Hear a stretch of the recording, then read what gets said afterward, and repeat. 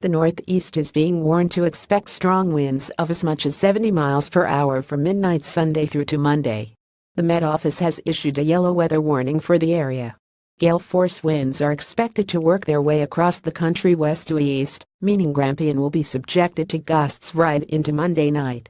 We're being warned to expect some delays to road, rail, air and ferry transport, while there could be restrictions for high-sided vehicles on bridges and exposed routes. A Met Office forecaster said, winds are expected to strengthen across northwestern areas on Sunday evening with a swathe of gale force winds expected to cross many northern parts of the UK during Monday. Gusts of 50-60 miles per hour are likely to develop quite widely, with gusts of 70 miles per hour possible over parts of northern and western Scotland and more locally over high ground elsewhere. Winds are expected to peak across western Scotland in the early hours of Monday and through the central belt of Scotland during Monday morning's busy travel period.